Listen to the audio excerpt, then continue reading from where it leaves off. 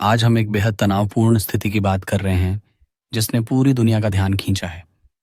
Iran और Israel के बीच युद्ध विराम की घोषणा, जिसे पूर्व राष्ट्रपति ट्रंप ने ब्रोकर किया है। लेकिन असली कहानी क्या है इस सीज फायर के पीछे, और ये इतना विवादास्पद क्यों बन गया? काफी ड्रामेटिक है ये सब। ट्रंप ने ऐलान कर दिया, लेकिन कुछ ही घंटों में दोनों देशों ने फिर से हमला कर दिया। ईरान ने इजराइल पर हमला किया और इजराइल ने पलटवार किया। ये सब तब हो रहा था जब ट्रंप खुद को शांति दूत के रूप में पेश कर रहे थे। तो सवाल ये है, क्या ये सच में सीज फायर था या बस एक राजनीतिक नाटक? बिल्कुल। और दिलचस्प बात यह है कि ट्रंप का पहला बयान आते ही लोगों को शक हुआ, क्योंकि हमले तो जारी थे। उनका बयान ज्यादा एक पीआर स्टंट जैसा लग रहा था, न कि कोई ईमानदार शांति प्रयास। और तभी कतर इस बातचीत में कूदता है और ईरान इजराइल के बीच मध्यस्थ बनने की कोशिश करता है, जिससे ये और भी पेचीदा हो गया। ये पूरी कहानी जैसे एक पॉलिटिकल चेस गेम लगती है। कतर, अमेरिका और यहां तक कि रूस सब पीछे से चालें चल रहे हैं। लेकिन असली सवाल तो ये है, जमीन पर असल में हो क्या रहा है?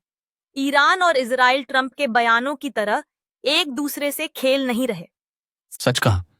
और अब टाइमिंग की बात करें, ट्रंप ने सिर्फ 12 घंटों में 3 बार सीज फायर का ऐलान किया, लेकिन नेतन्याहू ने घंटों तक कुछ नहीं कहा।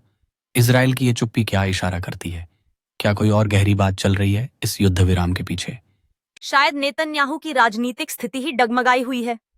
ईरान की ताकत का अंदाजा शायद इजराइल को नहीं था। उन्होंने ईरान के न्यूक्लियर साइट्स पर हमला किया, लेकिन ईरान ने हार नहीं मानी।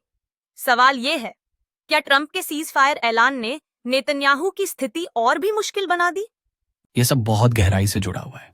अमेरिका, इजराइल, ईरान और कतर, हर कोई अपनी चालें चल रहा है अपने अपने इंटरेस्ट के साथ। और बीच में ट्रंप खुद को शांति का मसीहा बताने की कोशिश कर रहे हैं। बट क्या उनकी कोशिशों से असल में शांति आई है, या उन्होंने बस एक बड़ी जंग को थोड़े समय के लिए रोक दिया? अभी कुछ भी कहना जल्दबाजी होगी, लेकिन एक बात तय है, दुनिया में शक्ति और डिप्लोमेसी का पूरा नक्शा बदल रहा है। भले ही ये सीज फायर ट्रंप की जीत लगे, पर ये एक नाजुक शांति है। असली सवाल ये है, ये शांति कितनी देर टिकेगी?